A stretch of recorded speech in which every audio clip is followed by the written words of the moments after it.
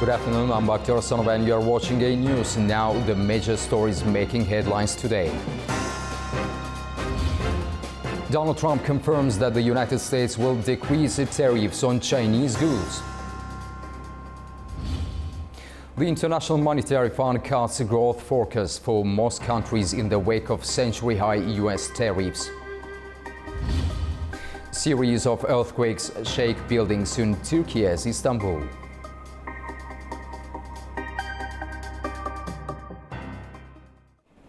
U.S. President Donald Trump is softening his stance on China, signaling a possible breakthrough in long-standing trade tensions.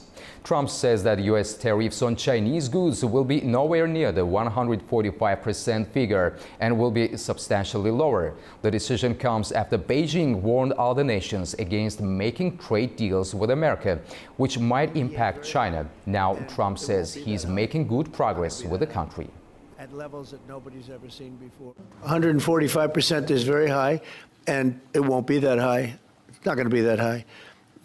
It got up to there. We were talking about fentanyl, where, various elements built it up to 145. No, it won't be anywhere near that high. And what level do you think it'll come down to if you have? It'll come down substantially, but it won't be zero. It used to be zero. We were just destroyed. China was taking us for a ride, and just not going to have. It's not going to happen. We're going to be very good to China. Have a great relationship with President Xi, but they would make billions and billions and billions of dollars a year, and they would build their military out of the United States and what they made. So that won't happen. But they're going to do very well.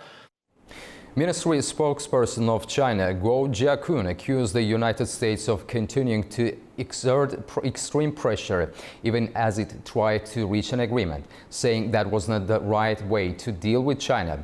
When asked about Chinese Premier Li Jiang's letter to Japanese Prime Minister Shigeru Ishiba, Guo said China has maintained communication with all parties on the issue of tariffs. If the US truly wants to resolve issues through dialogue and negotiation, it should stop making threats and resorting to coercion and engage with China on the basis of equality, mutual respect, and mutual benefit. Saying they want to reach an agreement with China while continuing to apply maximum pressure is not the right way to deal with China, and it will not work. The United States' abuse of tariffs is a blatant violation of World Trade Organization rules and harms the legitimate rights and interests of all countries. This is a typical act of unilateralism, protectionism, and economic bullying. It is unpopular, unsustainable, and is facing growing resistance and opposition from more and more countries. Intel is preparing to lay off more than 20% of its global workforce this week in a major push to cut costs and streamline operations. The job cuts are part of a broader effort to refocus on engineering and innovation. Intel has not issued a public comment, but this marks the first major move by new CEO Lip-Bu Tan, who took over last month. Tan is also reassessing Intel's chip production and artificial intelligence strategy. The company last trimmed its workforce in August 2024, cutting about 15,000 jobs as part of a $10 billion cost-saving plan. At the end of last year, Intel reported nearly 109,000 employees. Elon Musk says he's stepping back from his controversial role in the Trump administration to refocus on the electric car company. The move comes after Tesla reported a steep plunge in sales and profits, its worst performance in nearly 3 years. Tesla chief executive Elon Musk announced that starting next month, he will reduce his time working with the Department of Government Efficiency to 1 or 2 days a week. He said the department's restructuring is nearly finished, allowing him to return to Tesla at a crucial time.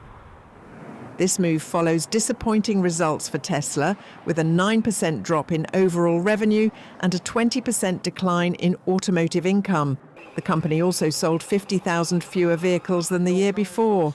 Tesla blamed the US-China trade war for its sales drop, noting that tariffs on Chinese imports and China's own levies led to a pause in new Model S and Model X orders in China. Musk distanced himself from the administration's tax hike decisions, stating that it lies entirely with the US president and that he will continue to advocate for lower levies instead of higher ones. Musk's political connections and support for controversial groups in Europe have also led to protests and vandalism at Tesla showrooms, causing a drop in sales in key markets. Musk defended his work at DOGE, saying the demonstrations came from people benefiting from the waste and fraud he was trying to fix, and that his actions were good for both the country and Tesla. Tesla's stock rose by 5.5% after Musk's announcement. Investors were encouraged by better-than-expected profit margins, thanks to lower material costs and more efficient production of the Cybertruck. The company also reaffirmed its plans to launch more affordable models in 2025 and introduced a lower-priced version of the Cybertruck. However, analysts expect the company's vehicle deliveries to continue to decline in this year. Musk says he will reassess the business's growth forecast in 3 months as global trade and political issues continue to create uncertainty. The International Monetary Fund has cut its economic growth forecast for 2025, saying an increase in tariffs and uncertainty will lead to a significant slowdown. In its latest global outlook, the IMF predicts the global economy will grow by 2.8% this year, down from its previous forecast of 3.3%. The United States has been given the biggest downgrade among advanced economies. Growth there is now expected to be 1.8% this year, down from its previous estimate of 2.7%. The IMF said the swift escalation of trade tensions and extremely high levels of uncertainty about future policies would have a significant impact on global economic activity. A Russian drone struck a bus carrying workers in the Ukrainian city of Marhanets on Wednesday. Governor of the Dnipropetrovsk region, which includes Marhanets in central southern Ukraine, Serhiy Ilisak, confirmed that 9 people were killed in the attack, with at least 30 others injured. Head of the Dnipropetrovsk Regional Council said that the Russians attacked a bus with employees of the enterprise who were on their way to work in Marhanets. Still photographs released by Ukraine's state emergency service showed rescuers removing bodies from the damaged bus. A potential pause in the war in Ukraine may be on the horizon. Russian President Vladimir Putin has proposed freezing the front lines, prompting US President Donald Trump to consider the terms. Meanwhile, Ukrainian President Volodymyr Zelensky has signaled openness to negotiations if the fighting comes to a halt. As the talks are set to continue in London next week, there are issues that mediators will need to overcome. Dust may settle along the current front lines in Ukraine. After a failed Easter truce, Vladimir Putin has proposed halting the invasion. According to insiders, the move is part of peace talks between Putin and US President Donald Trump. In a meeting in St. Petersburg, Putin told Trump's envoy Steve Witkoff that Moscow might drop claims to parts of 4 regions still under Kiev's control. The US has since floated a settlement. It includes formal recognition of Russia's hold over Crimea and acceptance of its de facto control in parts of 4 occupied Ukrainian regions. This is Putin's first clear signal in 3 years that he may ease his aims. But European officials warn the offer could be bait to draw Trump into wider concessions and corner Ukraine into a deal it cannot shape. Talks are due in London on Wednesday. Ukrainian officials will meet with European and US counterparts. But key figures are stepping back. Witkoff and Secretary of State Marco Rubio have withdrawn. General Keith Kellogg will lead the US delegation. In Moscow, attention turns to Witkoff's upcoming visit. The work is tense, it takes time and cannot be done in public, said Kremlin spokesman Dmitry Peskov. President Volodymyr Zelensky remains cautious. There are signals, ideas, discussions, he said on Tuesday, but it isn't an official proposition. He left the door open. If a ceasefire takes hold, Ukraine is ready for direct talks with Putin. His message: Ukraine will engage once the guns fall silent. Some in Kiev are listening. Officials told the Financial Times they are open to elements of Trump's plan, but offered no details. Among the proposals, a European peacekeeping mission and a non-NATO force overseeing a demilitarized zone along the 1,000 kilometers front. Both sides would monitor the line. Ukraine would halt offensives. Russia would freeze its advance. But one position is fixed: Ukraine will not recognize the occupation of Crimea. Zelensky said, "There is nothing to discuss here." Despite setbacks, Putin stands firm: full control over 4 regions, Ukrainian neutrality, and reduced NATO presence near Russia. Zaporozhye, never held by Moscow, remains a symbolic goal. Washington, for now, stays silent. The shape of any deal, if it comes, still hangs in the balance. Iran and the United States have decided to meet again this weekend in Muscat to follow up on the current nuclear talks mediated by the Omani Foreign Ministry. Our Turaj Shiralilo has more on that. Delegates from Iran and the United States are going to meet once again in Omani capital Muscat to discuss Iran's nuclear program. The first round of experts-level meeting and the third round of high officials meeting will take place this weekend on Saturday in the Sultanate of Oman, as the talks are indirect and the Foreign Ministry of the Sultanate is mediating the talks. Iranian Foreign Minister Abbas Araghchi will meet U.S. Special Envoy for Middle East Steve Witkoff. Prior to their talks, the experts-level meeting will outline the key points and framework of their discussions. What Iran wants from these talks is that the U.S. unilateral imposed sanctions on its nuclear program shall be lifted. And what the U.S. side wants is that Iran is not entitled to an enrichment program and shall dismantle it. Tehran has categorically rejected this demand. Prior to the talks, Iran has ramped up its shuttle diplomacy. Foreign Minister Araghchi is in Beijing to deliver a message by Iran's president, Masoud Pezeshkian, to the Chinese officials. Last week, he traveled to Moscow to submit a letter by Iran's supreme leader, Ayatollah Sayyid Ali Khamenei, to Russian President Vladimir Putin. Prior to his departure to China, Foreign Minister Araghchi had a telephone conversation with Director General of International Atomic Energy Agency, and according to a Foreign Ministry statement released in Tehran, both sides reviewed the last developments during the talks. Iran says that it's too early that the UN watchdog agency can have a role in the ongoing talks.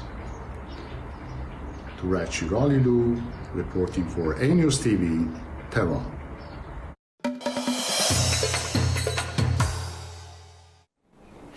China and Azerbaijan are deepening their ties as Presidents Xi Jinping and Ilham Aliyev announce a new comprehensive strategic partnership during high-level talks in Beijing. From energy cooperation to trade expansion and mutual visa-free travel, the two nations are signaling a major shift in regional dynamics. Our Andy Myoch has more on that. Chinese President Xi Jinping hosted the Azerbaijani President Ilham Aliyev for talks here in Beijing. The two presidents announced the establishment of a comprehensive strategic partnership. Now, that's going one step further, as China and Azerbaijan have signed a strategic partnership in July last year. A number of documents was signed, including an agreement on mutual visa-free travel. This comes after Baku unilaterally waived visas for Chinese citizens. In a joint statement following the talks, Azerbaijan said it firmly supports the One China policy, while China said it strongly supports Azerbaijan's peace agenda. Now, when it comes to trade, both sides expressed readiness to launch negotiations on a free trade agreement. With the current turnover at around $3.7 billion, Beijing's top trading partner in the South Caucasus region is Baku. Azerbaijan is also an important link in the Middle Corridor, a trade route connecting China to Europe via the Caspian Sea. China also said in the statement that it strongly supports Azerbaijan's early accession to the World Trade Organization. This is day 2 of the 3-day state visit. Yesterday, several deals were signed that will see Chinese companies building solar and wind projects in Azerbaijan. The visit is set to continue tomorrow. For A News from Beijing, Andy Mioch. Ahead of the talks, Chinese experts were saying that President Aliyev's visit shows the attractiveness of Beijing's approach and commitment to free trade and win-win cooperation in the face of uncertainty brought about by weaponization of tariffs on the global stage. Our Andy Mioch spoke on that with Professor Kang Ji of the China Institute of International Studies. Here is what he had to say. Professor, can you tell us why is it important to have such partnerships like the one that Azerbaijan and China have, especially now when we have a full-blown trade war on the global stage? Okay, Donald Trump has waged a global trade war to the rest of the world, and I think the global trade tariff war has greatly damaged the global supply chain. Under that background, the Middle Corridor, the Trans-Caspian Middle Corridor, has gained more momentum and will show its potentials. Because both China and the regional country, other Eurasian regional country, and also the European Union want to diversify their trade routes, want to diversify their supply chain. So I think the Middle Corridor could become could become not only a trade route between China and Europe. It could become also an industrial belt or a new regional supply chain. We not only want to sell our products to Europe, just pass the corridor to sell our goods, to sell our products, but we want to we want to cooperate with other regional countries to their program of reindustrialization, and we want to make the Middle Corridor become a new development belt. Yeah, the Central Asia countries and also Azerbaijan, we have many program on industrial capability. Yeah, such as BYD has invested a factory produced electric bus in Sumgat last year, and also we can there's some many room for us for our two countries to cooperate on the green energy and digital transformation. Yeah, I think so. I think under the background of global trade war, China and Azerbaijan will have more and more room to cooperate. Yeah, the significance of our bilateral relationship will arise significant. Yeah. Thank you, Professor. Thank you very much. The fourth meeting of the Azerbaijan-Kazakhstan Expert Council kicked off in Baku, bringing together experts and diplomats. They gathered to explore new opportunities for strengthening ties between the two countries across key sectors. The fourth meeting of the Azerbaijan-Kazakhstan Expert Council took place in Baku, bringing together leading experts, diplomats and policymakers to discuss the expanding strategic cooperation between the two countries. Organised under the framework of the 2022 Memorandum of Understanding between the Centre of Analysis of International Relations and the Kazakhstan Institute for Strategic Studies, the meeting focused on deepening bilateral academic, political and economic collaboration. Ambassador of Kazakhstan to Azerbaijan, Alim Bayel, highlighted the evolving partnership, referencing a landmark green energy agreement signed at COP29 with Azerbaijan and Uzbekistan. In the economic field, Alim Bayel emphasised the sustained positive growth of trade relations, also mentioning international cooperation. In the first quarter of 2025, the share of Kazakh wheat in Azerbaijan's imports reached 80%. This is a very positive indicator for bilateral trade. Our countries are actively cooperating within international organizations. Azerbaijan has become the chair of the Caucasus, Central Asia, and the Middle East group. Azerbaijan is also preparing to join the Islamic Organization for Food Security based in Astana this year. In return, Kazakhstan is ready to join the OIC Labour Center in Baku. Also mentioning international cooperation, Member of Parliament Nizami Safarov, head of the Azerbaijan-Kazakhstan Interparliamentary Group, emphasised the importance of sustained dialogue between legislative bodies and experts to strengthen institutional trust and regional coordination. There is a broad legal and contractual framework between our countries. As of today, this includes over 150 documents, and it continues to grow. In just a year and a half, 40 international legal documents have been signed. Among them are, of course, the Declaration on Friendly Relations and Strategic Partnership between Azerbaijan and Kazakhstan, and the Declaration on Strengthening Strategic Relations between the Republic of Azerbaijan and the Republic of Kazakhstan, and deepening the allied mutual activities. This year's session comes as the two countries mark the 20th anniversary of their Strategic Partnership Agreement, a milestone that underscores the evolving depth of Azerbaijan-Kazakhstan relations.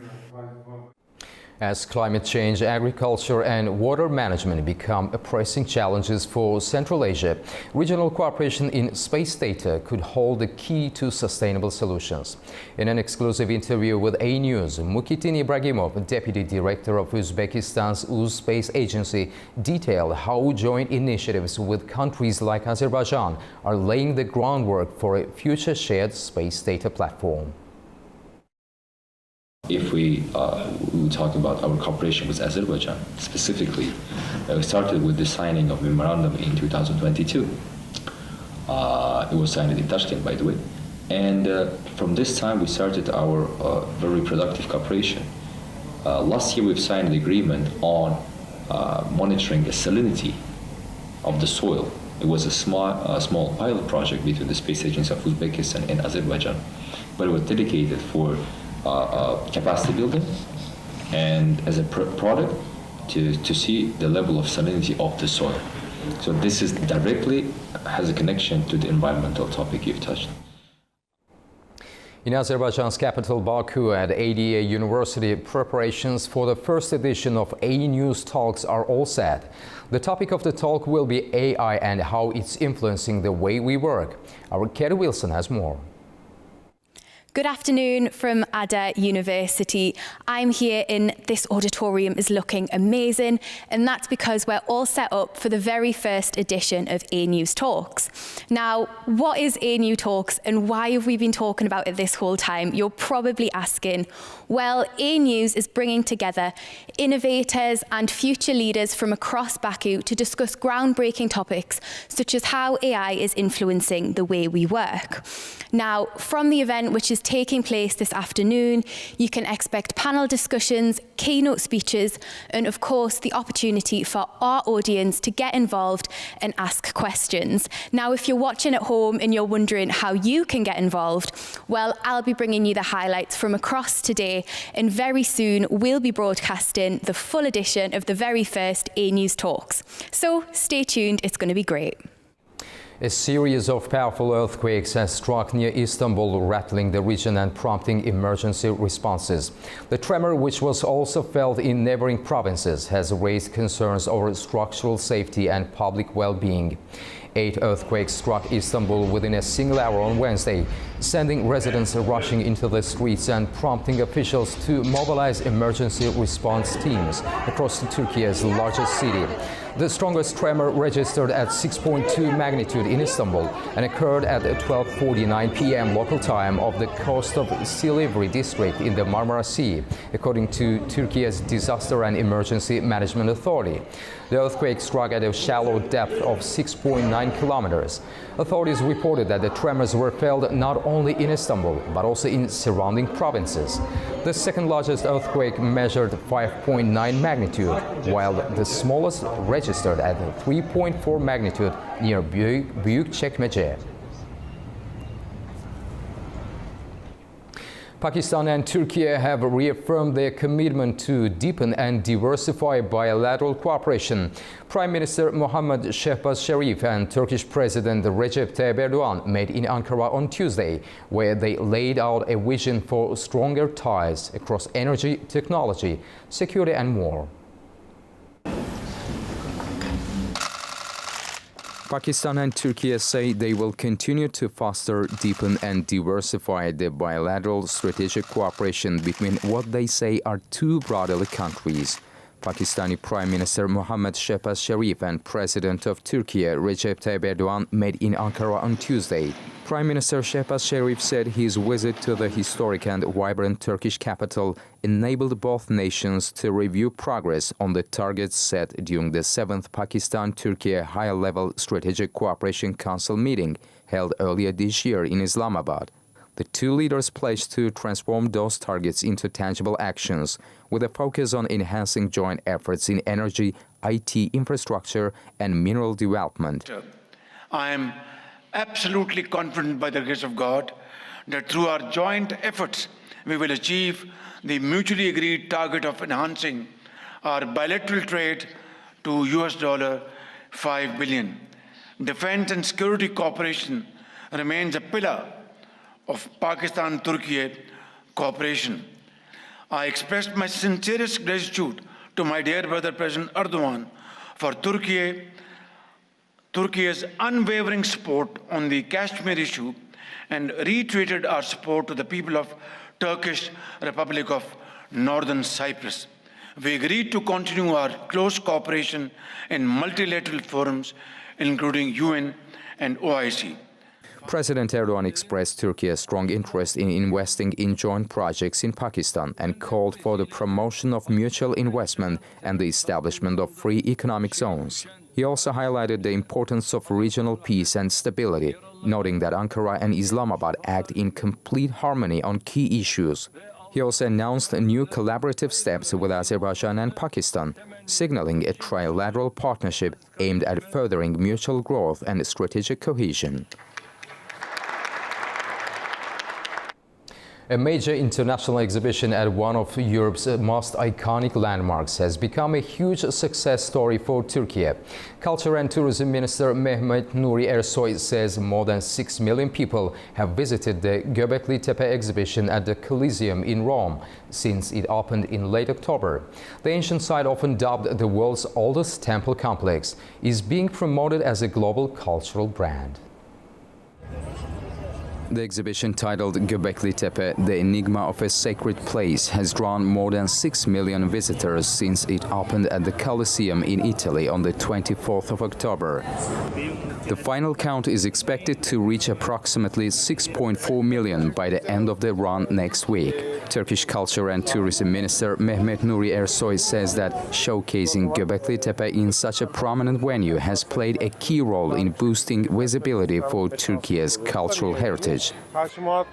According to Ersoy, the Colosseum is one of the most visited tourist destinations in Europe, especially by travelers with a keen interest in history and culture. He says that it's a prime venue for a targeted branding effort, making the exhibition both strategically and symbolically significant. He also says the impact on positive tourism relations has contributed to a notable increase in visitors from Italy, a country he described as one of Turkey's vital source markets for tourism. The Gbekepe exhibition is part of Turkey's broader strategy to position its archaeological and historical treasures as internationally recognized cultural assets. With millions drawn to the mystique of this Neolithic wonder, the message is clear: Turkey is ready to claim its place on the global cultural map. Thanks for spending a moment with A News. Until we meet again.